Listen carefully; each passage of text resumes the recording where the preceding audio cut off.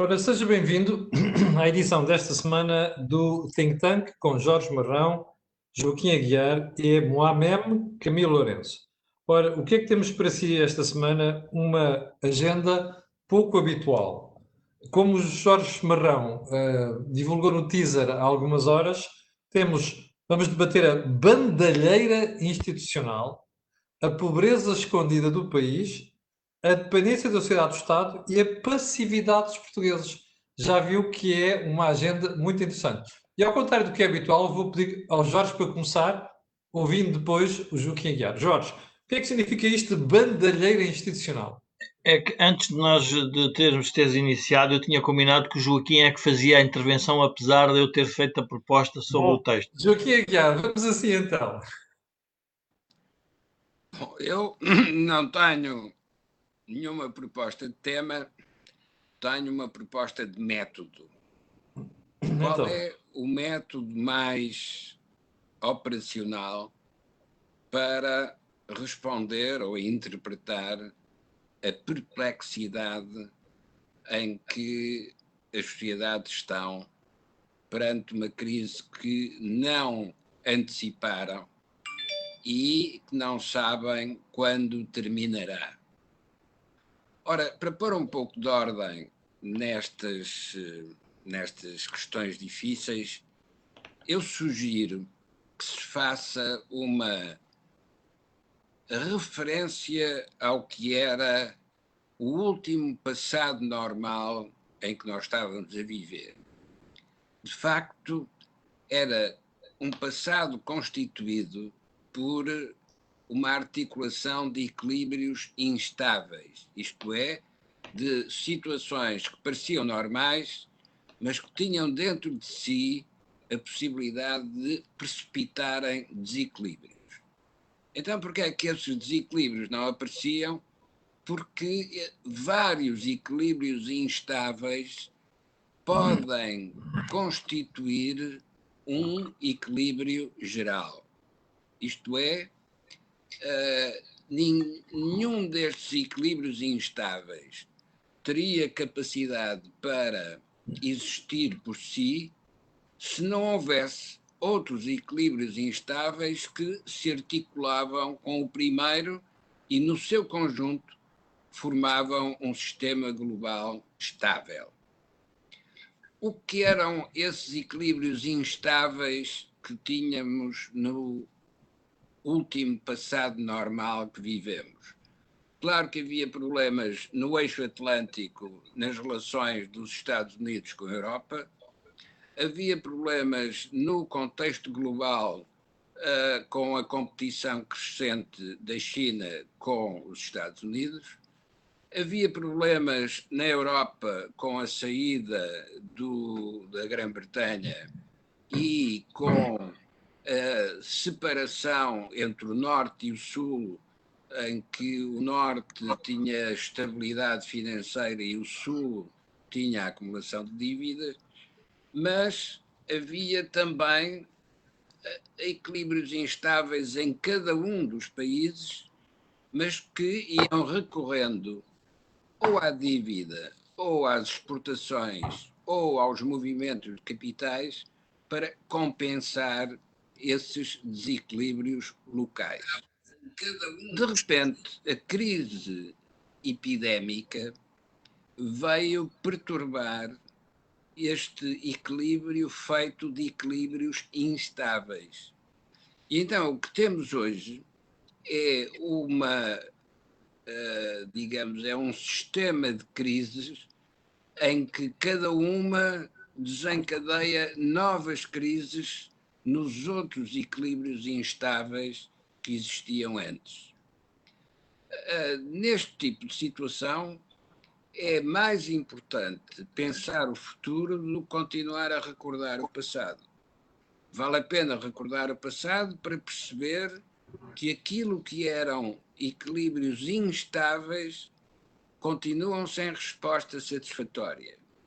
Mas agora temos a agudização dessa instabilidade, generalizando um contexto de incerteza que agora é uma incerteza global. Quando eu digo que é preciso pensar o futuro, não é para reconstituir o passado. Não vale a pena, porque esse já não tem resolução. É para criar as condições para uma nova estabilidade futura. E por uma razão muito simples. É que nenhuma das crises locais terá resolução se não houver a resolução nas outras crises locais que são simultâneas. Como é que nós podemos exportar se nas outras economias que importavam os nossos produtos houver uma crise de procura? Como é que nós voltamos a produzir se continuar a não existir uma terapêutica eficaz para o vírus que gera esta epidemia? E o que é que vamos fazer para a frente quando todos os especialistas dizem agora que novos surtos epidémicos poderão surgir de um momento para o outro? Portanto, precisamos de redefinir aquilo que são os nossos campos de ação para resolver a crise que veio de trás e evitar as novas crises que estarão para a frente.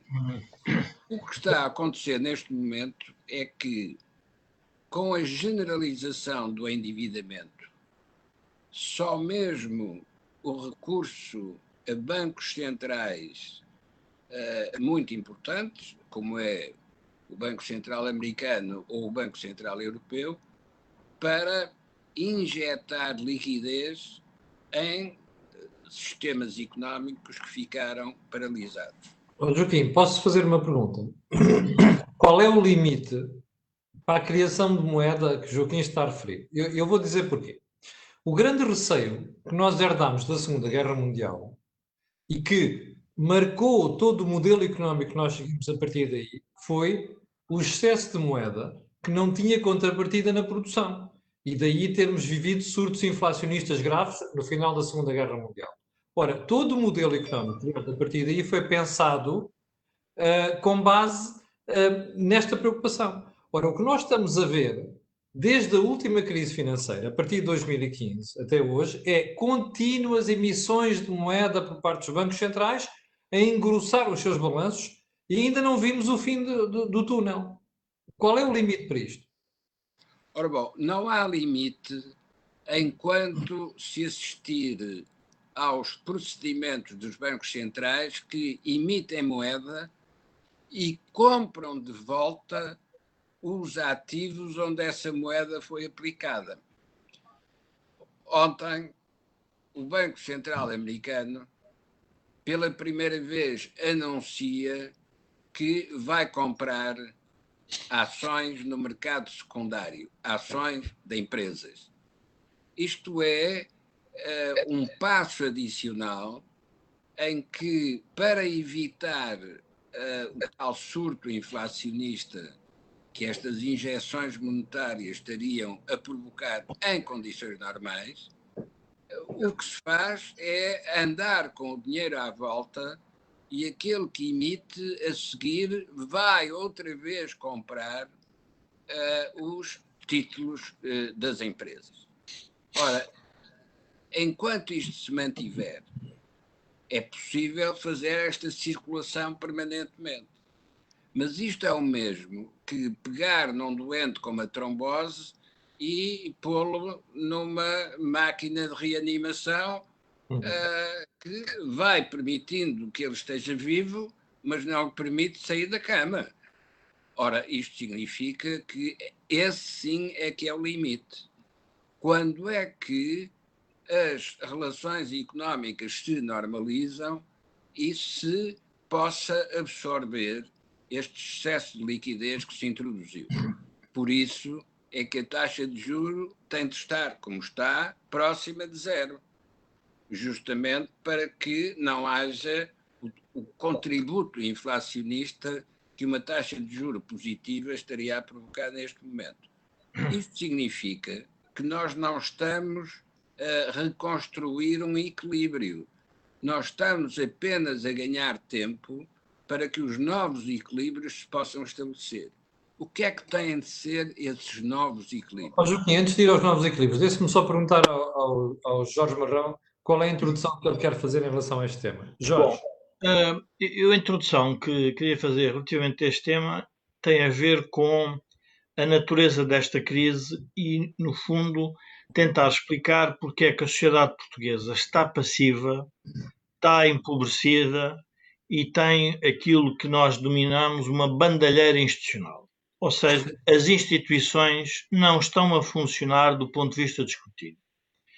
Em primeiro lugar, é importante dizer que esta recessão mundial foi responsabilidade de todos os governos, que de uma ou de outra forma, aconselhados bem ou mal, decidiram fechar as economias. E, portanto, uma das consequências que teve essa intervenção é que vai ser uma intervenção que não tem precedentes na economia e pode ser comparável à crise de 1929 e à que seguiu no rescaldo da Segunda Guerra Mundial. Os Estados, em geral, criam desequilíbrios e disfunções na economia quando fazem intervenções. Por outro lado, fazem nascer outros equilíbrios e outras maneiras de ver a sociedade. Ora, a sociedade, a partir do momento em que está fragilizada porque está descapitalizada, está endividada e tem medo do futuro, tem que ter mecanismos para ser mais vigilante, quer sob a intervenção do Estado, quer sobre os seus efeitos. Eu vou dar aqui alguns exemplos para as pessoas perceberem a dimensão do problema. Desde 1854 até 2009, na maior economia do mundo, que é os Estados Unidos, houve 33 ciclos de recessão, expansão, recessão. 33 ciclos. Portanto, uma característica do capitalismo é haver ciclos económicos de expansão e ciclos económicos de recessão. E depois isto é uma consequência, que é saber quanto tempo demora uma economia a cair e quanto tempo demora a recuperar. Para as pessoas terem noção, o ciclo mais curto de quebra da economia foi de 6 meses e o mais longo foi de 43 meses. O mais rápido a recuperar foi de 12 meses e o mais longo de 120. Portanto, a pergunta que nós temos que fazer é: o que é que o Estado português está a fazer, primeiro para terminar com a recessão e, por outro lado, o que é que pode fazer e deve fazer para recuperar dessa recessão? E, portanto, a pergunta que nós temos que dar resposta e que as pessoas têm que perceber é se a intervenção que vai ser feita, que tem que ser feita, se vai dar resultado ou não. Bom, e então vamos à questão da passividade dos portugueses. Porquê é que os portugueses estão passivos? Primeiro, na minha opinião, estão passivos primeiro porque somos uma sociedade envelhecida. Eu vou dar números porque eu gosto de falar às vezes com números para as pessoas terem a noção da dimensão do que nós estamos a afirmar. Em 1980, Portugal tinha 8 milhões e 800 mil habitantes e tinha pessoas com mais de 65 anos, 708 mil. Hoje temos 10 milhões 862 e temos com mais de 65 anos 2 milhões e 10 mil pessoas. Portanto, vocês vejam o que é o envelhecimento da sociedade portuguesa. Portanto, o que tu queres dizer é: pessoas mais velhas não protestam, não se chateiam, não querem ter problemas, é isso? Não, e tenham um acumulado histórico e tenham uma coisa que não tinham as pessoas de 1960. Não tinham um Estado Social e, portanto, não tinham pensões, morriam mais cedo, não havia sistema de saúde que mantivesse as pessoas mais tempo vivas. Ora, hoje, o que nós temos para resolver, do ponto de vista político, é, primeiro, esta pirâmide demográfica significa que nós, para crescermos, vamos precisar de ter gente mais jovem para poder pagar aos 2 milhões, e nós, quer eu, quer o Joaquim, quer o Camilo, já estamos na fase dos acima de 55. E, portanto, estamos a entrar na fase em que vamos ter que receber as nossas pensões. Mas a pergunta é, e quem é que vai trabalhar para pagar essas pensões se eu próprio não acumulei património para a minha pensão? Ou se o Estado não acumulou? E, portanto, uma parte da passividade vem daí. Qual é a outra parte? Qual é a outra razão da passividade? É porque nós construímos uma sociedade que ela própria encerra dois problemas. Um é uma sociedade endividada com o exterior e consigo própria, e por outro lado também é uma sociedade que tem uma dependência muito forte em relação às políticas públicas e de Estado. Ora, isto leva àquilo que eu chamo um outro fenómeno, que é porque é que nós temos a bandalheira institucional? A bandalheira institucional, e podemos pôr o epílogo, em que nós estamos a discutir a nomeação de alguém para um órgão de regulação, em que é feita uma lei que teoricamente deve ser em abstrato, que não vai ser aplicada àquela pessoa em concreto e vai ser só aplicada ao futuro, na prática dizendo o quê? Que nós, o escrutínio da democracia, que é no fundo nós termos contraditório, deixa de ser feito. Porquê? Porque todo o escrutínio, como não tem uma contrapartida na sociedade civil, ele está centrado em quem detém o poder. E quem detém o poder, neste momento, é um governo que faz da pandemia uma crise de medo e, ao mesmo tempo, uma crise de receio do futuro e, portanto, as pessoas sentem que não têm onde se agarrar. Jorge, tu estás a dizer são duas coisas diferentes. A primeira é, nós estamos a decidir quem vai para um órgão de regulação / supervisão e estamos a fazer uma lei que devia ser geral e abstrata, e estamos a transformá-la num ato administrativo, que é, isto tem a cara do senhor Centeno, e portanto eu vou fazer a lei precisamente para limitar o seu Centeno. Devíamos ter feito esta lei, porque eu acho que o objetivo da lei até é bom, mas devíamos ter feito esta lei há 1 ano ou há 2 anos. É isto que tu estás a dizer, uma parte. O que eu estou a querer dizer é que a sociedade democrática só funciona se nós tivermos contraditório órgãos de regulação e de escrutínio, e eu vou pôr órgãos de regulação e de escrutínio em geral o quê?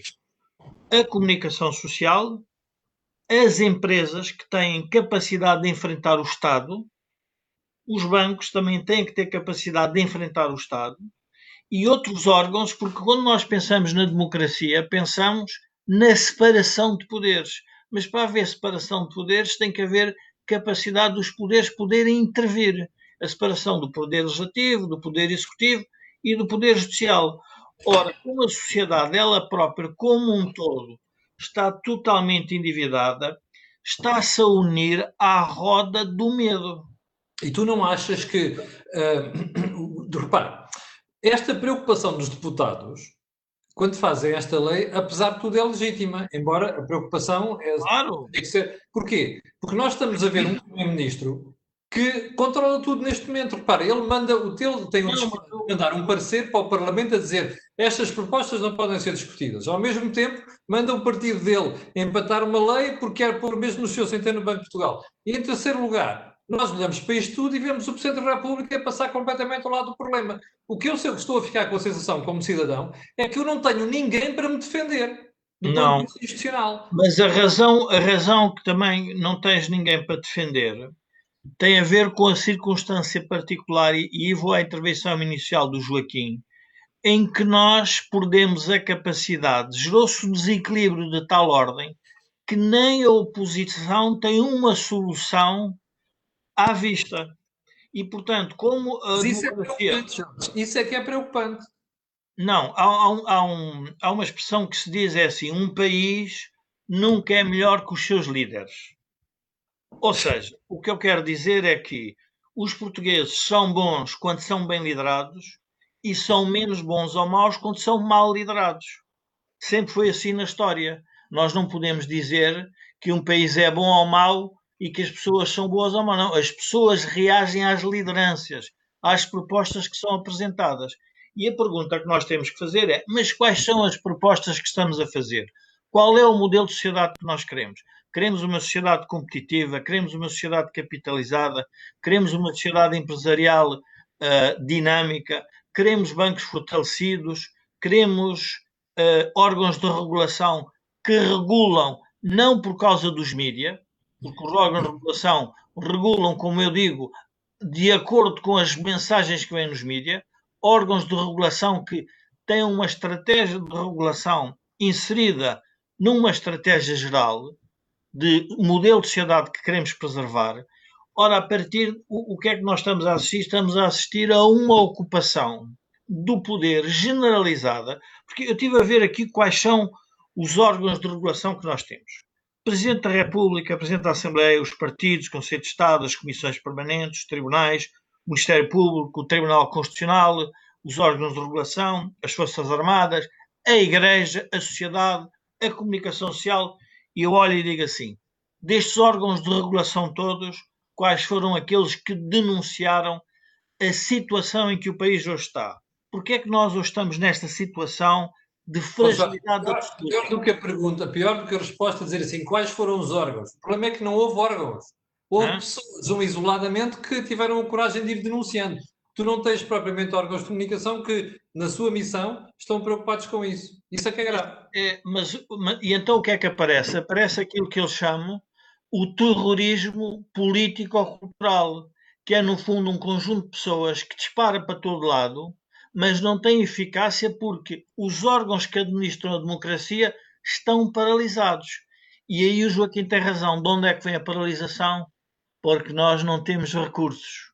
E como não temos recursos, não conseguimos dirigir a nossa vida pública. E então estamos sempre dependentes dos outros. Agora o que é que estamos todos à espera? O que Bruxelas decida. Então, e se Bruxelas não decidir nada a nosso favor, o que é que nós fazemos? E, portanto, aí eu queria pegar numa crítica que nos foi feita por um dos nossos espectadores, o António Fernandes, que ele dizia assim: vocês estão muito otimistas porque acham que, se Bruxelas não disser nada, nós vamos utilizar os fundos que vêm da União Europeia da melhor forma possível. Eu, desculpa, mas confesso que partilho da preocupação do António Fernandes, porque eu acho que, se Bruxelas não disser nada, então ainda é muito pior para nós. Há países que conseguem viver sem os ditames de Bruxelas, nós não conseguimos. Qualquer reforma que nós já fizemos veio sempre de fora. Não, mas as reformas que Portugal fez, mas aí também agora para não monopolizar muito a conversa, as reformas que Portugal fez foram sempre reformas tardias. Nós somos um povo, por natureza, conservador.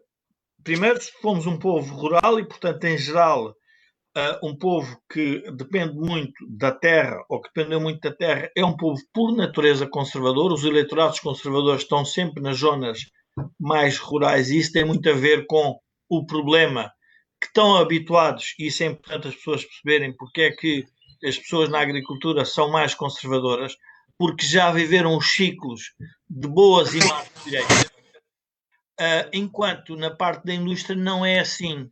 Jorge, são, como chama um amigo meu que faz vinho, isto são empresas a céu aberto. Portanto, como são a céu aberto, a gente tem que ter a sorte do tempo. Pronto. Fomos um povo, atrasámos-nos na história. E eu só queria relembrar uma coisa que é importante, para também deixar de dar a palavra ao Joaquim. Mas estas crises, e há quem defenda que estas crises só têm resultado se forem mais ou menos duas seguidas. Ou seja, é preciso levarmos 2 choques seguidos para reagirmos. E porquê é que o escrutínio aqui é importante? É a mesma coisa que tu, Camilo, estás com uma doença terminal, mas não vais ao médico. Portanto, tu na prática não estás doente para ninguém. Só descobres a doença quando um médico te faz o diagnóstico e diz: Camilo, tu estás doente. E nessa altura diz: então, mas qual é o tratamento? Ora, o poder político construiu-se para eliminar a ideia que não há doença. Houve um espectador que escreveu o seguinte comentário: porquê é que vocês são catastrofistas?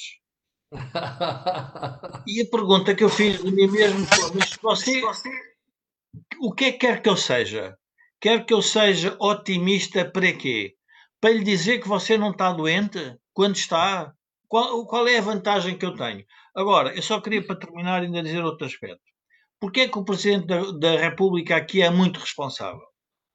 O Presidente da República é responsável porque a leitura do regular funcionamento das instituições pode ser vista de uma forma muito estreita, mas também pode ser vista de uma forma muito alargada.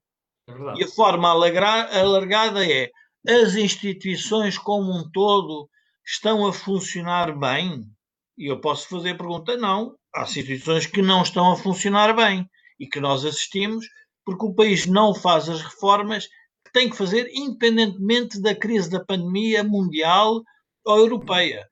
Não as fez. E não as fez porquê? Porque não as consegue fazer, não. Porque não tem lideranças sólidas, e isso leva à tal passividade da sociedade. A sociedade é passiva, mas porque também não lhe estamos a oferecer projeto nenhum. E o projeto da oposição é um projeto muito complexo, porque é um projeto em que vai depender outra vez dos recursos externos. Sim, olha, está aqui o Felipe Fernandes a dizer Desculpa lá, assim. que eu já monopolizei muita conversa. A pergunta é para os dois, é para o Joaquim e é para o Jorge. Como é que pode haver escrutínio em Portugal se ainda hoje assistimos ao Mário Centeno ir embora de um sítio e entrar em outro? Joaquim Aguiar, qual é que é o escrutínio que a gente tem ao ver uma situação destas? Imagino, ó Joaquim, por acaso até o meu artigo do Jornal de Negócios amanhã é sobre isto. Há um ministro que decide sobre a banca e agora vai para regulador e vai ser regulador daquilo que ele decidiu enquanto atuante sobre a banca. Isto a mim não me cai na cabeça.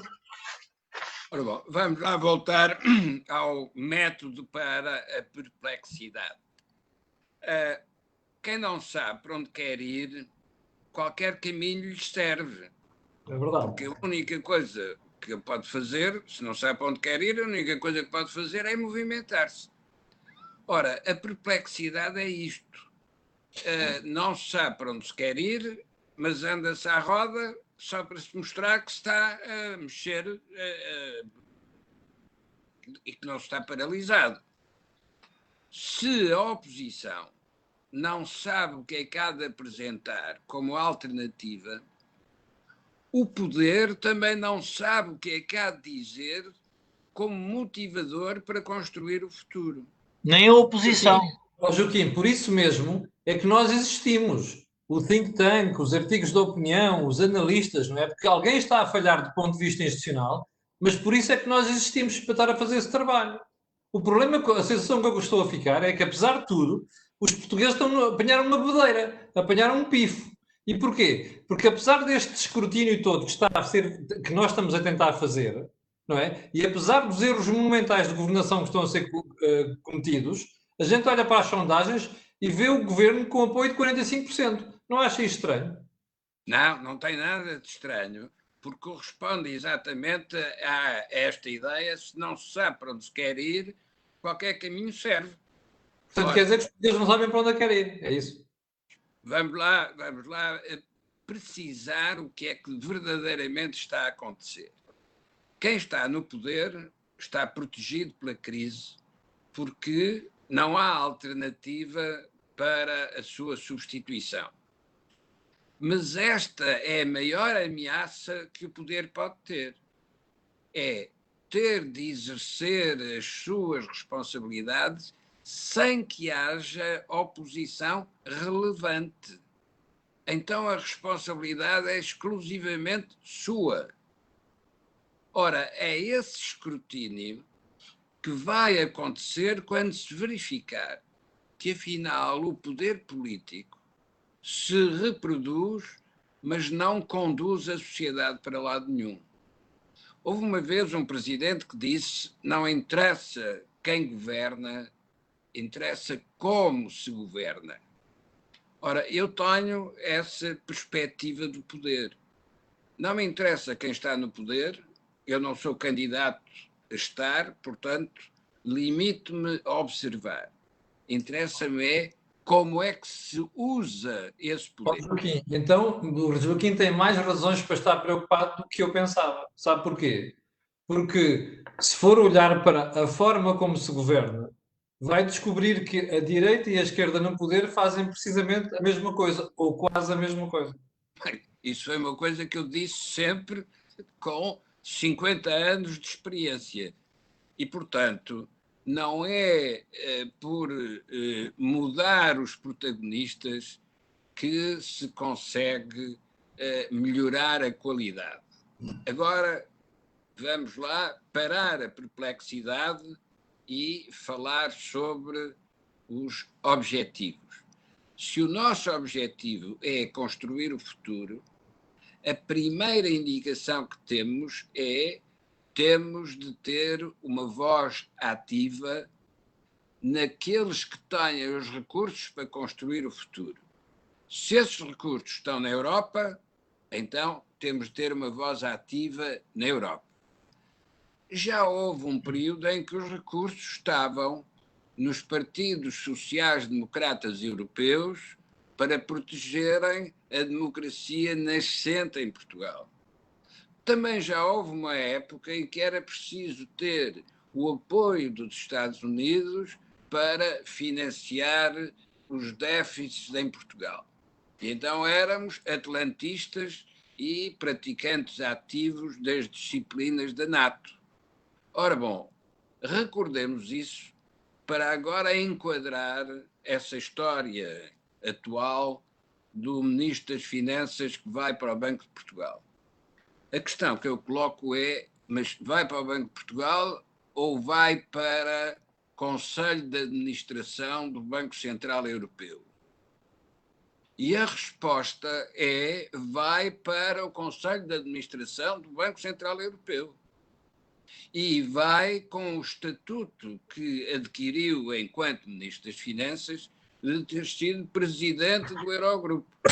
Joaquim, vou-lhe colocar uma questão, se não se importar, que tem a ver com o meu artigo no Jornal de Negócios da Manhã. Sabe qual é a minha tese? Está no artigo de Negócios da Manhã. Eu acho que o Dr. António Costa não morre de amores pelo Dr. Centeno. E, apesar das polícias que ele fez nos últimos meses, o Dr. Costa precisa do Dr. Mário Centeno no Banco de Portugal por uma razão muito simples. Para tapar as borradas que este governo fez no setor financeiro. E vou-lhe dar dois nomes. Novo Banco e Montepio. Ou seja, por mais que o Dr. Centeno pertença ao Conselho de Governadores do Banco Central Europeu, ele tem suficiente autonomia para esconder algumas coisas que foram feitas em Portugal e mal feitas nos últimos anos. O Dr. Centeno vomita quase no Parlamento quando se atira ao anterior governo por causa da revolução do BES. E a gente olha para o Novo Banco agora e percebe que foi muito mal vendido. Ou seja, eu acho que o Centeno vai para o Banco de Portugal para tentar tapar a boca que foi feita nos bancos. Todas as teorias conspirativas são possíveis e eu podia propor outra. Então, o Dr. Centeno vai para o Banco de Portugal porque estava a incomodar a afirmação de poder do atual Primeiro-Ministro. E, portanto, nada melhor do que deslocá-lo para outro sítio com vontade do próprio ou sem vontade do próprio. Recordo a história de quando o Dr. Herdani Lopes era Ministro das Finanças.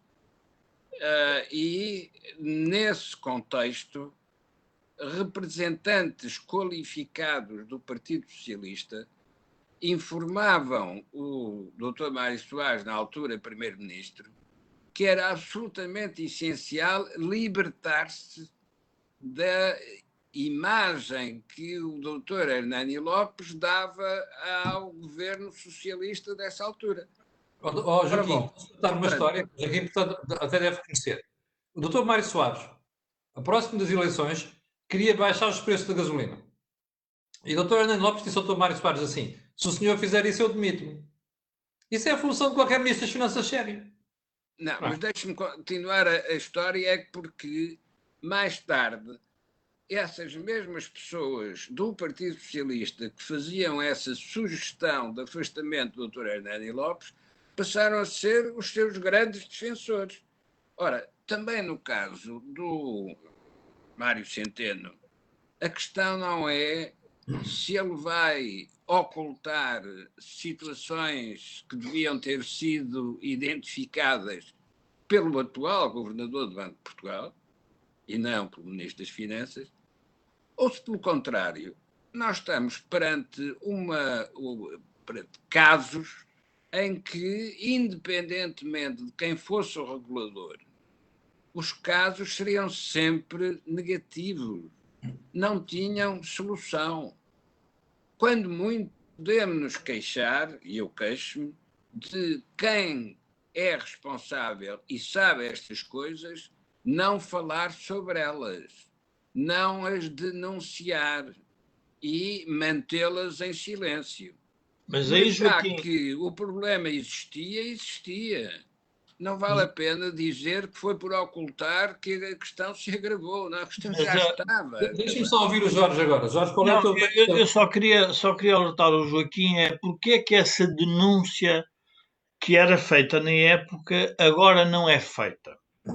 Quais são as razões, diria, substanciais porque é que a denúncia era feita nessa época e hoje não é feita? E provavelmente uma das razões que tem a ver é que a sociedade era uma sociedade muito menos dependente do Estado. Eu recordo-me que a carga fiscal, apesar de tudo, naquela época, ou a dívida pública portuguesa, não se comparava nada com o que temos hoje. Hoje nós temos um conjunto de agentes económicos que dependem quase que exclusivamente, direto ou indiretamente, do Estado. E, portanto, têm uma incapacidade objetiva de se opor porque podem sofrer retaliações. E, portanto, a própria política, quando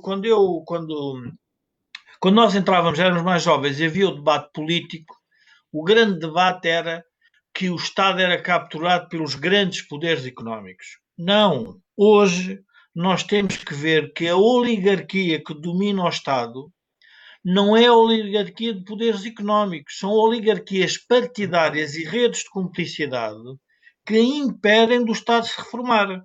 Inteiramente de acordo, Jorge. Veja-se o caso dos sindicatos hoje. Os sindicatos hoje têm que perceber que, para a frente, nós vamos ter um problema seríssimo do ponto de vista de emprego. Eu só para as pessoas, porque outra vez com números a gente chega lá. A maior economia do mundo tem neste momento 30 milhões de desempregados. E a pergunta é, quem é que está a pagar aos 30 milhões? São os que ficaram empregados. Mas então estão a pagar como? Via impostos ou via dívida. O que é que em Portugal se está a fazer? Uma denúncia concreta. Em vez de se gerar desemprego e nós pagarmos para os desempregados, estamos a pôr o custo nas empresas, que é para as empresas ficarem sem capital e falirem.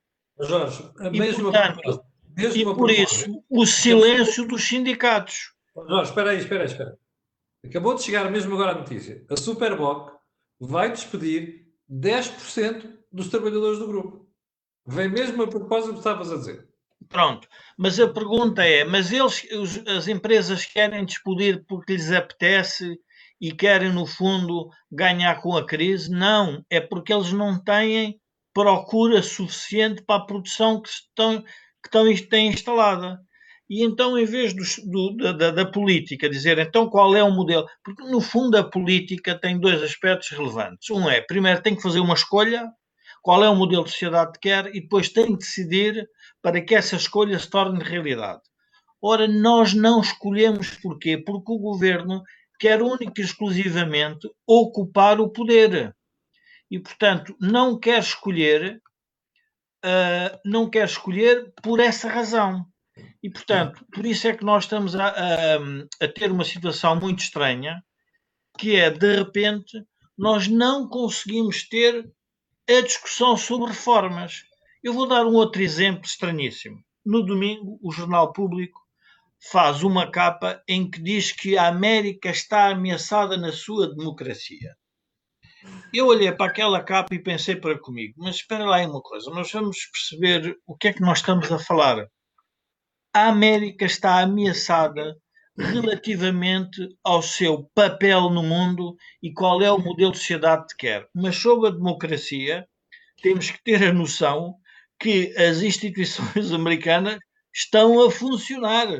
Estão a funcionar de tal ordem que a América está num debate quase que insanável. Ora, o que está a acontecer em Portugal é o oposto. Funcionam melhores do que as nossas, Jorge. Não, mas em Portugal está a acontecer o oposto, que é, em vez de nós debatermos e termos o contraditório, nós temos o unanimismo e a cumplicidade do Primeiro-Ministro com o Presidente da República. Porquê? Porque estamos com medo.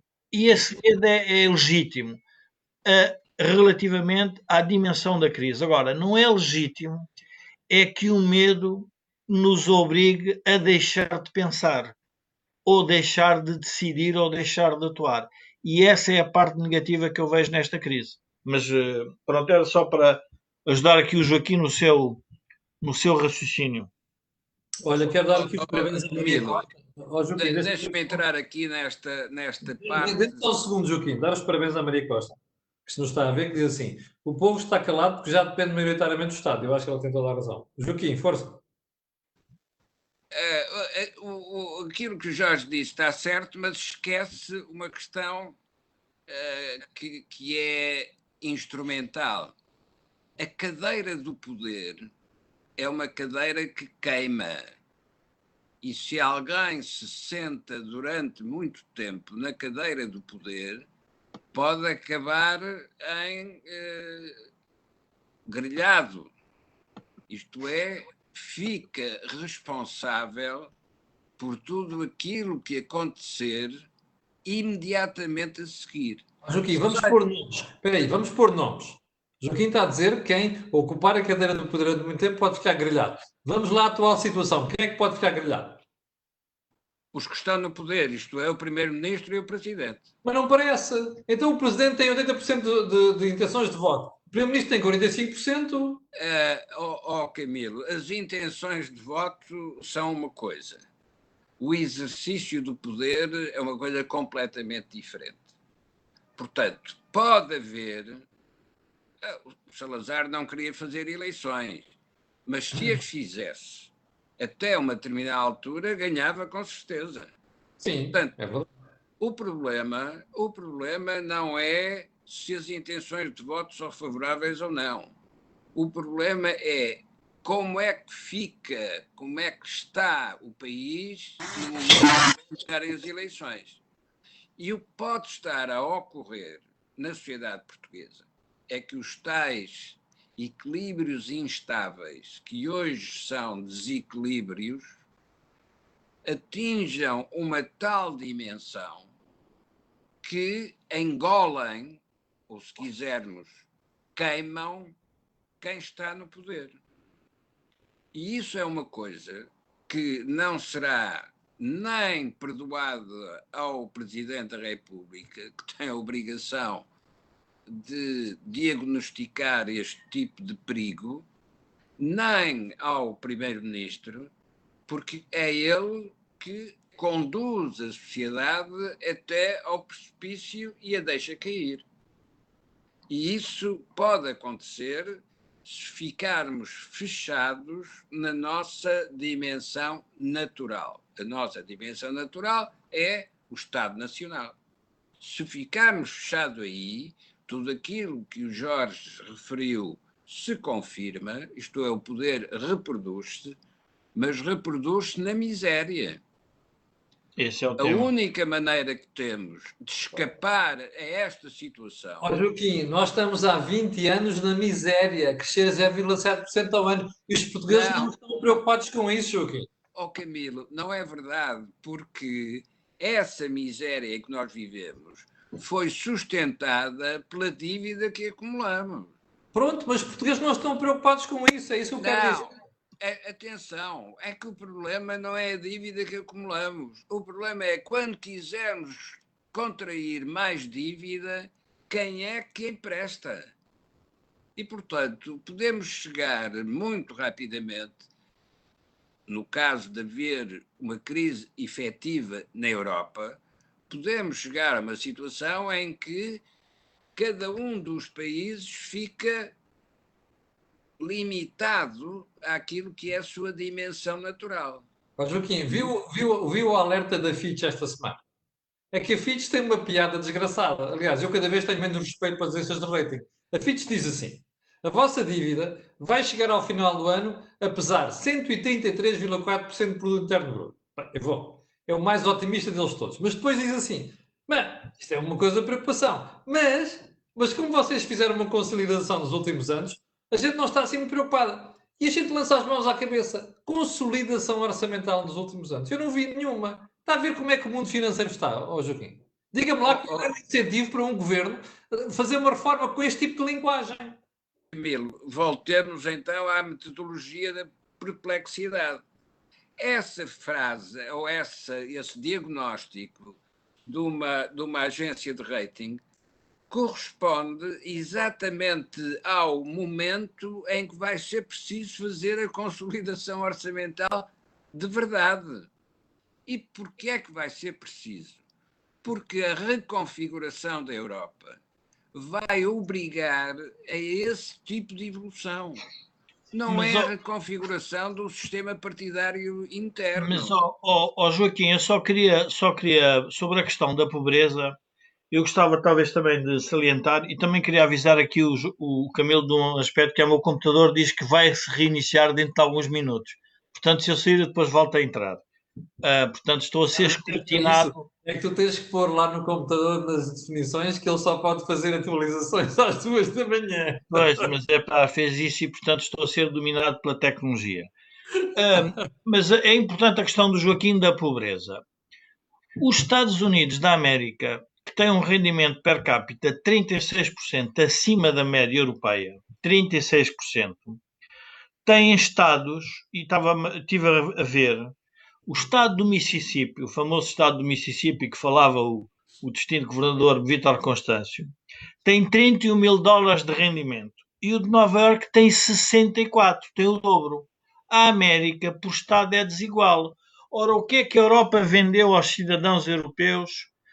Ou seja, o que é que os políticos que não quiseram fazer referendos e não quiseram explicar o que é que era a Europa? É que a Europa, regionalmente, vai ser diferente. E quem não fizer as reformas, país a país, vai ser o Mississippi da Europa. E, portanto, e quando eu olho e digo, bom, mas qual é a diferença? Portugal, em dólares, são 25 mil dólares e a Alemanha são 53 mil. E o Luxemburgo ainda é mais. E nós somos o Mississippi da Europa. Mas vamos começar, como temos políticos que basicamente vão para a Europa pedinchar fundos, vão dizer, faz favor, regularizem a desigualdade que é a Europa. Mas a desigualdade resulta das próprias condições que cada país tem para se desenvolver. Ora, a Europa vai-nos dar essa oportunidade. Devo dizer-te, como cidadão, isso é das coisas que mais me envergonha. É nós pensarmos que para passar dos 25 mil para os 50 mil, em vez de metermos mãos à obra, estamos à espera de fundos dos outros. Isto, como português, faz-me uma impressão desgraçada. Mas depois nós temos espectadores. Mas nós temos espectadores aqui que dizem o seguinte: bom, mas os vossos comentários em que dizem que as empresas têm que ter ajuda de Estado ao fim de 15 dias não são viáveis, ele esquece de um tema importante. Porque é que a empresa não tem capital? A empresa não tem capital porque alguém o destruiu. E a pergunta é como é que se dá a destruição? E refere um setor muito importante, que é o setor da restauração.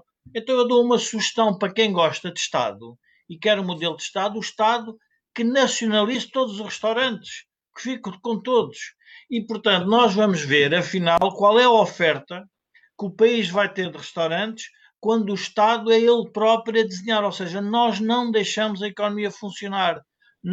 A viabilidade das empresas tem a ver com aquilo que nós escolhemos como consumidores. É verdade que a sociedade não é só mercado e não é só consumidores. E temos que tratar dos aspectos sociais. Mas nós não podemos meter nas empresas as funções sociais. Porque se metermos nas empresas as funções sociais, estamos a criar um problema da economia a prazo. Ou seja, o que é que eu quero dizer com isto? Então a empresa vai ter empregados que não pode pagar? Então a pergunta é, até como é que isso se paga? É muito simples, o Estado tem que subsidiar o emprego. Mas não é o que faz quando paga o subsídio de desemprego? Então, em vez de falir as empresas, porque, aliás, eu lembro-me, na crise anterior, e nunca mais me esqueço um relatório do Banco de Portugal que eu fiquei chocado, que dizia que Portugal tinha caído menos o desemprego, porque nós tínhamos uma capacidade que resultava da nossa legislação laboral ser inflexível. E eu a pensar para comigo, mas espera lá aí, então, mas se eu tenho uma legislação laboral inflexível, significa que não posso despedir apesar de não haver clientes. Ora, os portugueses hoje já perceberam, qualquer português trabalhador percebe que por mais que o empresário, e é importante perceber que o trabalhador só é livre se puder mandar dar uma curva ao empresário, ou seja, se puder encontrar emprego no outro lado. Essa é a liberdade do trabalhador. Ora, ele só é livre se conseguir ter emprego ao lado, mas se ele não tem emprego, então tem que depender daquele. Ora, aquele empresário, se o tem que arranjar emprego porque o Estado o obriga, então o Estado vai ter que lhe pagar por isso. Mas quem é o Estado? E aqui é que é o grande problema, é que a sociedade portuguesa meteu na cabeça que o Estado somos nós. Não, não. O Estado é um conjunto de pessoas que tomou conta de um aparelho administrativo e extrativo de impostos para fazer a gestão dos recursos públicos. E é sobre isso que nós temos que fazer o escrutínio. Nós não somos o Estado. Nós demos origem ao Estado para que o Estado faça a gestão pública dos nossos interesses. Agora, quando a gestão pública dos interesses é a favor da manutenção do que eu chamaria uma oligarquia partidária e de redes, então nós começamos a ter um problema muito mais sério. Sim, ó Jorge, deixa-me perguntar só ao Joaquim Aguiar como é que ele está tão otimista nestas coisas de reformas, que é às vezes a crítica que também que algumas pessoas fazem. Quando eu olho à volta, pegando neste tema dos impostos que estás a dizer, eu ouço de todas as medidas que eu já vi tomar em 6 anos, eu não vi nenhuma decente a não ser imposto. Quer dizer, decente, não há nenhuma decente, mas de cada vez que há um problema, é impostos. Vamos lá ver. Imposto sobre os produtos petrolíferos, aumentou. O imposto de morta-água, aumento do IMI. A pancada de que as empresas do setor energético têm que pagar uma contribuição especial. A pancada de que a banca tem que pagar uma contribuição especial. A ideia de que é preciso ir buscar às empresas que colocaram com a crise, whatever that means, não é? Buscar impostos. Ó Joaquim, eu só vejo uma classe política que tem sonhos molhados com impostos, Joaquim. Não os vejo fazer mais nada. Explique-me lá onde é que está o seu otimismo. Ó Camilo, ou não há crescimento, só pode haver distribuição. Então, Daquilo que existe. Ora, o que é que faz o Estado que tem o poder e a legitimidade para lançar impostos? Financia-se através dos impostos. Ou da dívida.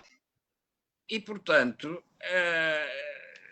como não há crescimento, não há geração de valor, é preciso ir buscar a dívida. mas isto tem um limite, Joaquim. Isto tem um limite. É que um dia deste não há nada para distribuir, está a ver? Porque não se está a criar nada. Camilo, é por isso que quando fazemos estes comentários, não podemos ter a ilusão que os decisores políticos se comportam de acordo com aquilo que os manuais idealistas dizem que deve ser o bom comportamento político. Não. Temos que partir sempre do princípio que um dirigente político pode não saber o que está a fazer, mas há uma coisa que sabe, é como é que se sustenta nessa função. Enquanto houver recursos para distribuir, ele está sustentado. Mas se termina essa capacidade de distribuição, o que é que vai fazer a seguir? É isso que eu chamo a cadeira quente do poder. A cadeira aquece e ele não vai querer estar lá sentado. Ora, uma das motivações para que um político abandone... Sim, deixa-me só fazer-lhe uma pergunta. A cadeira estava quentíssima a escaldar na parte final do consulado do Sr. Sócrates. Acha que ele se queria ir embora? Não! Agarrou-se àquilo até que os portugueses correram com ele nas urnas. E ficou colado. Isto é, não tinha para onde ir. Como dizia há pouco o Jorge, a liberdade do trabalhador é poder encontrar outro emprego. Mas se não houver outro emprego, já não tem liberdade. Ora, não vamos falar de situações extremas, porque pode haver responsabilidades tão pesadas que não é possível largar esse lugar, porque senão ele vai ser denunciado nessas responsabilidades pesadas que contraiu. E uma das motivações que levam à reprodução do poder é justamente evitar que se saiba aquilo que foi feito. O problema, como agora se verá, é que isso que foi feito já não poderá ser escondido por tempos indefinidos, porque a crise que surge, como na altura de Sócrates surgiu em 2011, vai obrigar a revelar essas coisas que estavam escondidas. Problema diferente, e isso acontece de 2011 até 2015, o problema é que quando se chegou a 2015 e o poder mudou, teve de continuar a fazer-se a mesma política de austeridade.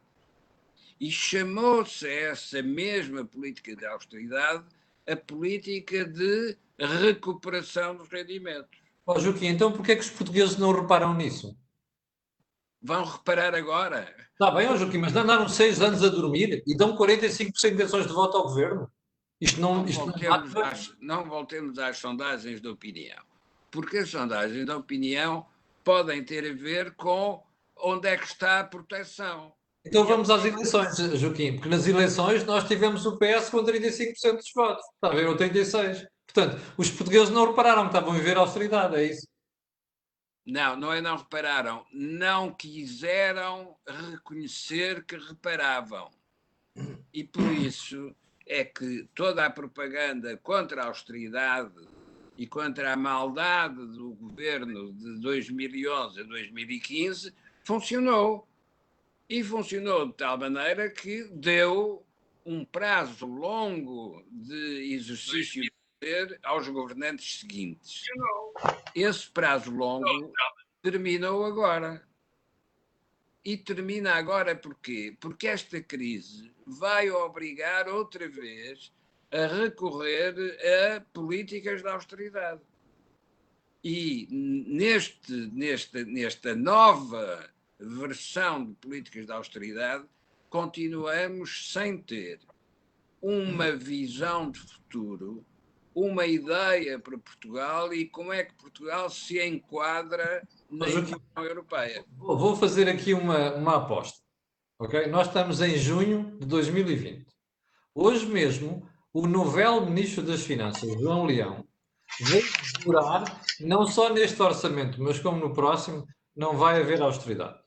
Eu ando a dizer isto há 3 meses. Vai haver austeridade, já estamos a ver austeridade. Mas eu vou fazer uma aposta consigo. Nós vamos chegar ao princípio de 2021 e os portugueses vão continuar a dizer que não há austeridade de coisa nenhuma. Não, vai haver. Infelizmente, vai haver, não por decisão política, mas por força das coisas. As contas podem estar certas, mas a realidade é que é outra. Mas essa outra realidade torna as contas certas contas erradas. E isso já está a acontecer agora. Qual é a diferença, Joaquim, entre 2020 e 2010 ou 2011? É que desta vez a Europa embarcou na cena da dívida, percebe? E na altura não. Essa é a diferença. Não é só na questão da dívida que o problema se coloca. Porque se nós observarmos o que é que se passa na gestão dos hospitais, o que verificamos é que a propaganda do sucesso no combate à epidemia tem como consequência o desastre sanitário nas doenças correntes. E isso é tão grave como a ocultação da dívida. Porque é uma maneira de não reconhecer onde é que está a solução. Muito bem. Jorge, queres fazer uma intervenção final? Nós estamos já com 1 hora de programa, temos de terminar. Sim, eu queria. Eu acho que não tenho câmara aqui qualquer. Não tens imagem, mas a gente ouve a tua voz que é preciosa, deixa lá. Pronto.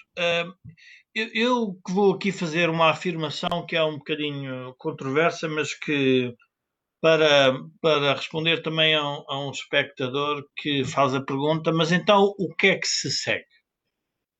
Portanto, sim senhora, nós estamos a fazer aqui uma análise e a pensar um bocadinho porque é que a sociedade portuguesa está passiva, porque é que ela está empobrecida, porque é que temos esta bandalheira institucional que no fundo nada mais é o que é a incapacidade de se escrutinar a si mesmo. O que se segue e que seguiu à crise de 29 da Segunda Guerra Mundial, principalmente a crise de 29, foi movimentos nacionalistas, isolacionistas, portanto, isso foi o que, de alguma forma, se gerou, portanto, isso é importante nós percebermos, gerou-se também movimentos fascistas e, portanto, a pergunta é como é que nós vamos resolver. E enquanto a maioria do povo se mantém silencioso porque está dependente, quem está a subir, se quisermos, no debate político são os pontos extremados, que no fundo são os líderes demagógicos e corruptos, como eu digo, corruptos no sentido político, que vêm com fórmulas fáceis para resolver. Mas se nós não atuarmos sobre sobre o nosso modelo de sociedade e modelo económico, o que nós vamos ter é uma coisa muito simples. E é melhor apontarem, porque é no dia 16 de junho de 2020. Vamos ter imigração, vamos ter empresas portuguesas a serem vendidas a estrangeiros, vamos ter mais impostos futuros, vamos ter mais dependência da Europa e vamos ter aquilo que o Joaquim Aguiar no outro dia dizia, vamos ter um buraco em que não conseguimos ver a luz. E quando não se consegue ver a luz, há sempre um tipo com uma lanterna e é a primeira lanterna que lhe aparece que diz, olha, o caminho está por ali. Então qualquer caminho serve, porque eu não estou a ver como é que isto se resolve. E então, por isso é que nós estamos a assistir hoje a um debate, que é um debate que é uma diversão na sociedade, que é o debate sobre o racismo, sobre o sexismo, sobre as desigualdades. Ora, o nosso problema já não é um problema de desigualdade, é que o bolo para distribuir não vai crescer, vai diminuir. Portanto, o que nós temos de discutir é como é que os senhores querem fazer crescer o bolo. E o bolo da Europa é óbvio que é um bolo favorável, se nos quiserem dar mais fermento e mais condimento e mais farinha, nós aceitamos, mas não nos iludamos. Temos que pagar a farinha e os fermentos e tudo mais. E, portanto, Jorge, isso é impostos futuros. eu gostava de terminar com uma mensagem da Cristina Melo, que veio aqui há bocadinho fazer o seguinte comentário. Camilo, tenho 53 anos e vivi em Portugal 50 anos a contar os tostões para chegar ao final do mês. Emigrei há 3 anos e tenho uma vida folgada, onde, felizmente, até já tenho pé de meia. Portanto, eu acho que isto é um bocadinho aquilo que nós temos aqui a conversar hoje, que é a estagnação da economia portuguesa e a não criação de oportunidades. Eu quero agradecer ao Jorge, ao Joaquim, o debate de hoje foi um bocadinho mais vivo, eu fui um bocadinho mais chato também, peço desculpa, e quero agradecer às 2.200 pessoas que estão em direto, e a essas e aquelas que vão ver, eu quero pedir aquilo que peço sempre, que é colocarem um gosto e fazer partilha nas redes sociais, porque aquilo que vocês ouvem aqui, não ouvem mais lado nenhum. Eu, quanto a mim, amanhã, Cor do Dinheiro, às 8 da manhã, aqui estarei para você maturar. Obrigado, com licença e até à próxima semana.